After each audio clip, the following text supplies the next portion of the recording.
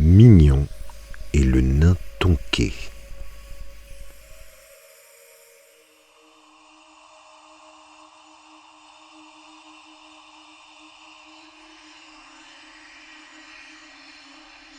Au temps où les Nutons habitaient encore au Val Sainte-Anne, au pays de la Gilette d'Évremont et de Goé. Ils ont longtemps respecté deux règles qui étaient de magie autant que de sagesse. Ils ne quittaient leur grotte que la nuit et, sauf raison majeure, ils ne dépassaient pas les limites d'un territoire bien circonscrit. Le ruisseau des Croisiers en était une des frontières.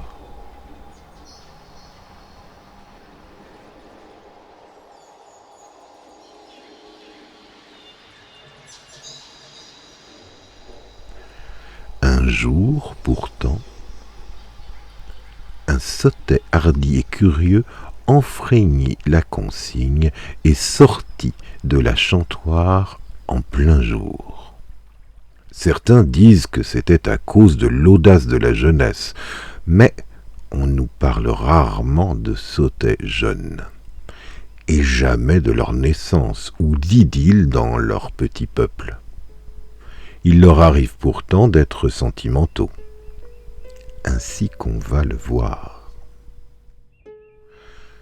Le maniquet aventureux qui s'appelait Tonké longea la Vèdre, y admira les reflets d'argent du beau ciel clair de l'après-midi.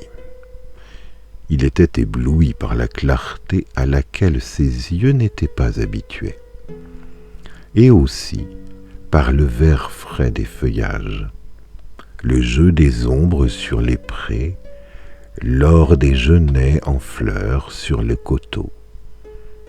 Arrivé au ruisseau des Croisiers, il eut la prudence de ne pas le franchir et remonta vers le plateau du même nom, du côté d'Almonster. De là, il voyait, dans le vaste paysage au lointain bleuté, les robustes tours du château de Limbourg, où flottaient les étendards aux armes des ducs, d'argent aux lions de gueule, armés et lampassés de gueule, c'est-à-dire des lions rouges sur fond blanc en langage héraldique. Il redescendit vers le ris de Blistin, qui sépare les terres d'Andrimont de celles de Limbourg. Près d'une source toute fraîche et claire, Tonké entrevit une créature de songe.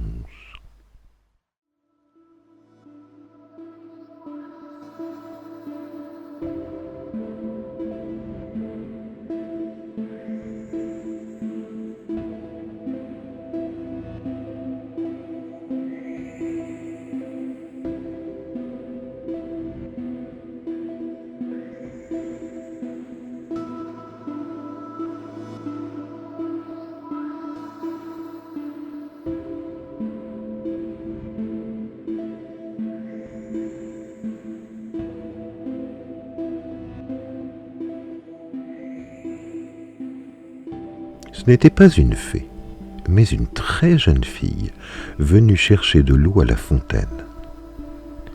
Il n'avait jamais vu de jeune fille. Or celle-ci était si jolie que chacun dans la région l'appelait Mignon.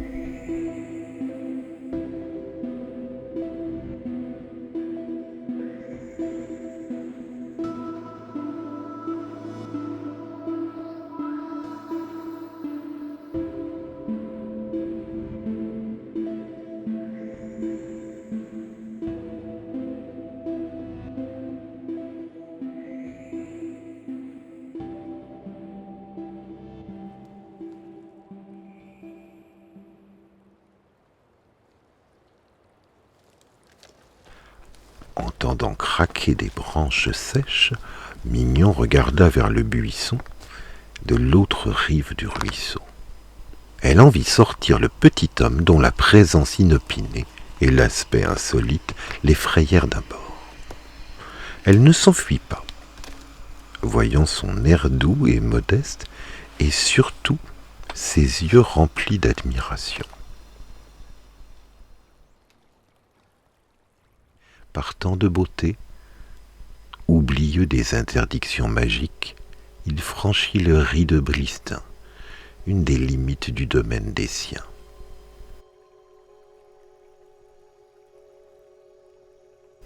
En gage de son amour, il sortit de son pourpoint un des épis de maïs géants que les Nutons produisent mystérieusement dans leurs repères. En s'inclinant devant la belle enfant, il lui donna ce gage à la fois des pouvoirs secrets de sa race et de son affection. Un sourire de fée le remercia, faisant bondir de joie son cœur devenu trop grand pour sa petite poitrine. Puis reprenant son sang-froid, il comprit combien d'imprudence il venait d'accumuler. Il repassa d'un bond le ruisseau, criant « Au revoir !» de son étrange voix fluette. Il disparut dans le bois et regagna la grotte de la Chantoire. Le soir de ce jour-là, les voisins étaient à la veillée chez le père de Mignon à la ferme des Croisiers.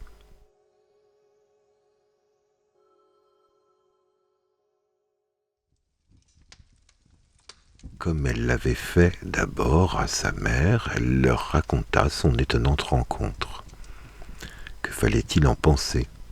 Que fallait-il faire? Méfie-toi, dit l'un. Il vaut mieux ne pas frayer avec ces bons hommes d'un autre monde. Ils ne sont pas chrétiens d'ailleurs. Il ne faut pas les dédaigner, dit un autre. L'épi qu'il t'a donné est un signe de bienveillance. L'amitié des sottets écarte les mauvais sorts et donne la prospérité. S'il t'a dit au revoir, ne le recherche pas, mais ne l'évite pas non plus. Les maniquets sont susceptibles, ils ne supportent pas le mépris.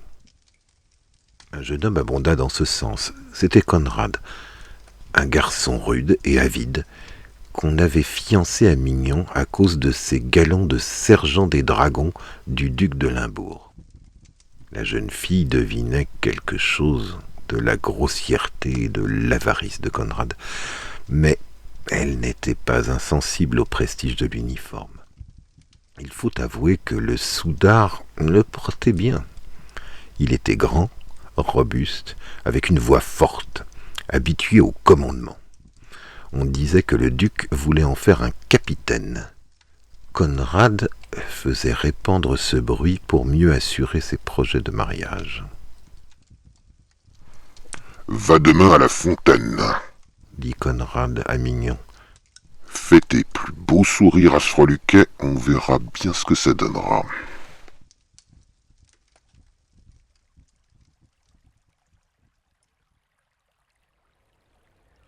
Mignon y alla, surveillé sans le savoir par Conrad, dissimulé dans les branches d'un chêne.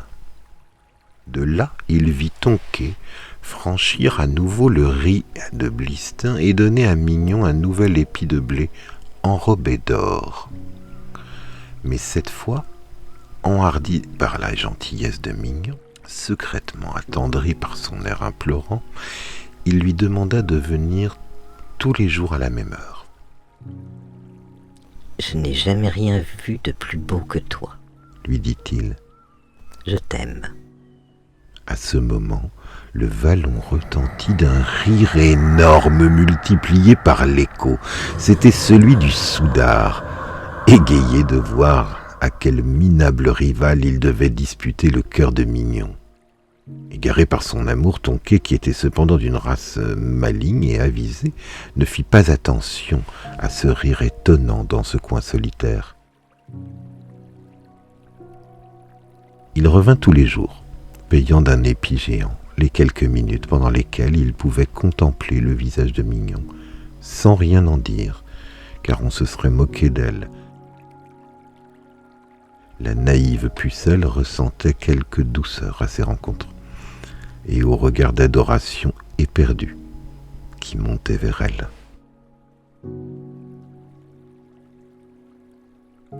Plus intéressé que jaloux, et comment l'aurait-il été, lui, si sûr de sa beauté et de sa force, Conrad encourageait Mignon à ne manquer aucun de ses rendez-vous. Ce Tonquet arrondit la dot de la mignonne, pensait Conrad, aussi content de berner le sautet que de la richesse qui s'accumulait.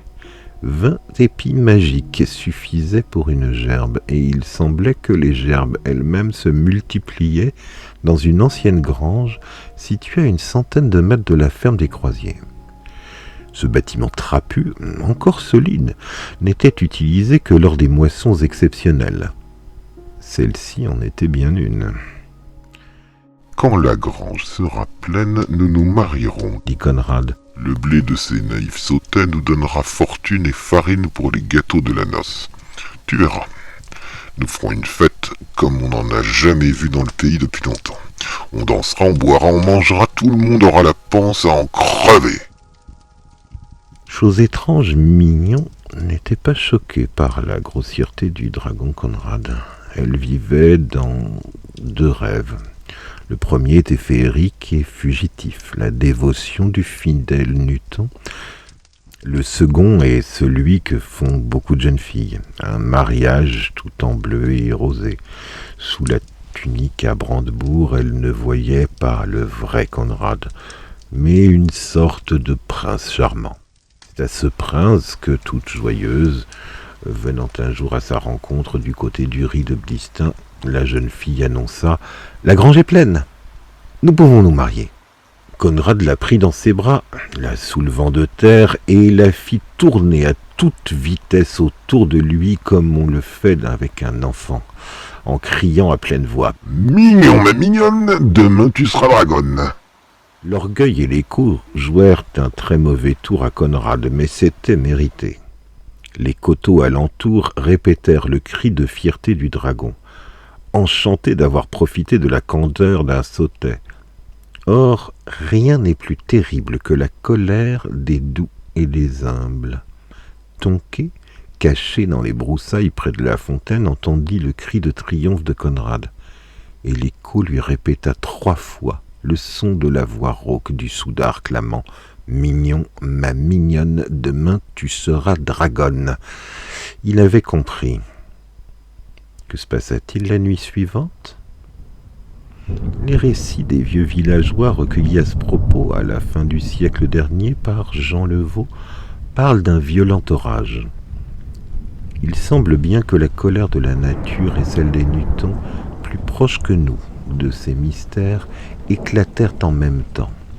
Jusqu'à l'aube, les éclairs déchirèrent le ciel. Le tonnerre secoua tout le pays de Herve. Chacun terrorisé se terra chez soi.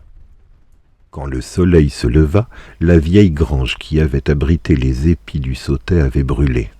Il n'en restait que les murs noircis et nulle trace d'or. Mignon regardait ces ruines lorsque Conrad arriva pour participer aux préparatifs de la noce. Les fers de son cheval sonnaient clairs sur les pierres du chemin. Tout le paysage était d'une incroyable fraîcheur, innocent, lavé par l'ouragan de la nuit. Voyant la dot anéantie, le festin devenu impossible, le dragon jura tous ses 1000 dieux et tous ses 1000 diables. Il fut sans doute mieux entendu de ces derniers. Sans dire un mot à Mignon éploré, il repartit à bride abattue vers le château de Limbourg. En chemin, il ne cessait d'entendre, et cette fois ce n'était plus l'écho, son cri de la veille. « Mignon, ma mignonne, demain tu seras dragonne !» Les Nutons du Val Sainte-Anne, à leur tour, se moquaient de lui. Comment finit cette histoire ? Mignon retourna au bord de la fontaine. Elle y trouva Tonquet mort. Avait-il été châtié par ses frères pour avoir dépassé les frontières de leur domaine ? Ou la foudre l'avait-elle frappé en même temps que la grange aux épis magiques ? C'est le plus probable. La nuit suivante, les sautets du Val-Sainte-Anne sortirent de la chantoire. Ils marchaient lentement, en procession. Arrivés à la fontaine à minuit, ils se tinrent un moment, tête découverte, autour du corps de leur imprudent ami. Ils le placèrent sur une litière faite de branches arrachées aux arbres par l'orage. Sans une parole, ils le ramenèrent dans la grotte, où ils le placèrent dans la plus grande des cavités de leur demeure souterraine, non loin de l'entrée de celle-ci. De petites lampes à huile éclairant la cérémonie permirent à un jeune villageois curieux et hardi de voir ce qui se passait. Il le raconta jusqu'à la fin de sa vie. Les sautets étaient accroupis autour du mort, tous avaient le visage grave, mais impassible. Étaient-ils tristes ou reprochaient-ils à leur compagnon, trop sentimental, d'avoir violé les règles immémoriables de leur petite communauté?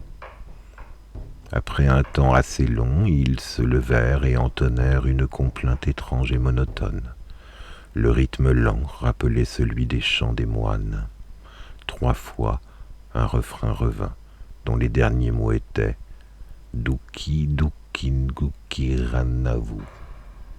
Selon la tradition, le mot « Duki » serait un des rares mots, sinon le seul, qui nous reste de la langue des Nutons, disparu en même temps qu'eux. Il signifierait mourir. La phrase se comprendrait donc ainsi: mourez, mourez, nous mourrons aussi. Peu de temps après, Conrad quitta le pays pour s'engager comme mercenaire dans une armée étrangère. On ne le revit plus. Mignon, d'abord très ému par ce qui s'était passé, comprit la grossièreté de Conrad et se dit qu'elle avait bien échappé à un mariage malheureux. Elle en bénit en secret la mémoire de Tonké et resta fille jusqu'à sa mort. Toujours douce avec chacun et souvent songeuse, elle repoussa plusieurs beaux partis sans donner de raison à ses soupirants, gentiment éconduits. On essaya de relever de ses ruines la vieille grange, mais chaque nuit le travail de la journée précédente était démoli par des mains inconnues, sans doute celles des Nutons, qui avaient maudit le lieu où l'on avait entreposé les épis magiques obtenus de la naïveté de leurs compagnons décédés. La fontaine, depuis lors, s'appelle Fontaine de Mignon, et la colline au pied de laquelle elle jaillit, Tonkeid, colline de Tonké, puisqu'Eid en wallon signifie éminence ou lieu élevé.